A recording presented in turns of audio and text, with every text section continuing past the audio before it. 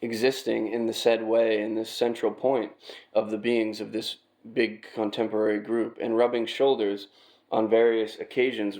with the various types among them, I just then, without any premeditation, but thanks only to my acquired habit of collating material,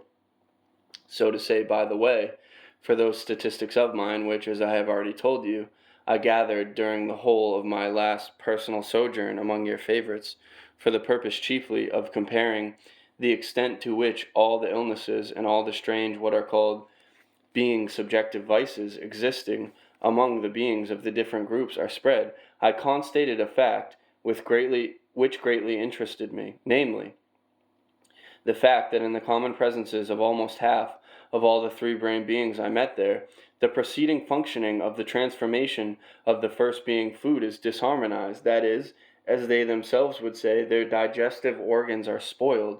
and that almost a quarter of them have, or are candidates for, that form of disease specific to beings there, which they call impotence, thanks just to which disease a great many of the contemporary beings of your planet are forever deprived of the possibility of continuing their species. When I chanced to constate this, a great interest in the beings of just this new group arose in me, and I thereupon changed my previously determined mode of existence among them, and allotted half my time from my personal rest to special observation and investigation of the causes of this fact, for me so strange and for them so deplorable. In pursuit of this aim, I even took occasion to visit various other provincial points of the beings of this new contemporary group, though I stayed nowhere more than 1 or 2 days, with the exception of the city Boston, or as it is sometimes called, the city of the people who escaped race degeneration. There I existed for a whole week, and so, as a result of these observations and statistical investigations of mine, it became clear that both these aforesaid diseases, which to a certain extent are prevalent among the contemporary beings in general who breed on all continents, are, on this continent, so inordinately widespread that its proximate consequences were immediately patent to me, namely, that if it continues among them at the present rate, then just the same fate will befall this contemporary large independent group of three-brained beings who have taken your fancy, as recently befell that large community there which was called monarchic Russia. That is to say, this group will also be destroyed.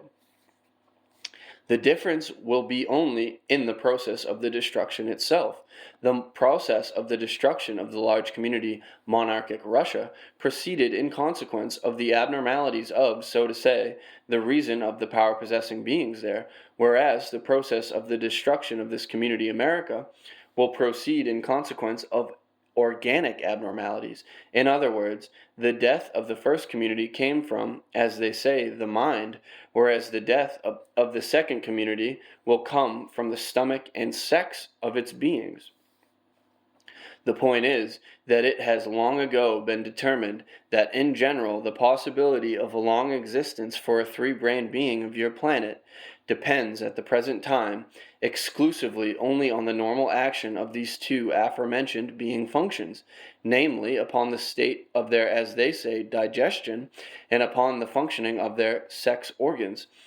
But it is precisely these two functionings necessary to their common presence which are now both going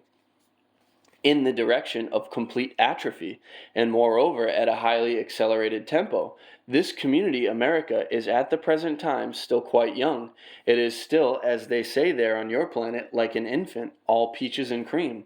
And so, if while still so young its beings have in respect of the two chief motors of their existence thus deviated retrogressively, then, in my opinion, in this case also, as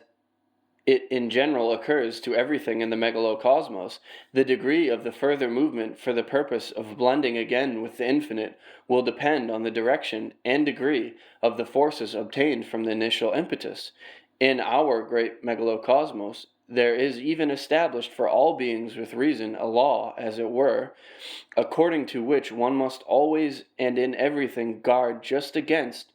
the initial impetus, because, on acquiring momentum, it becomes a force, which is the fundamental mover of everything existing in the universe,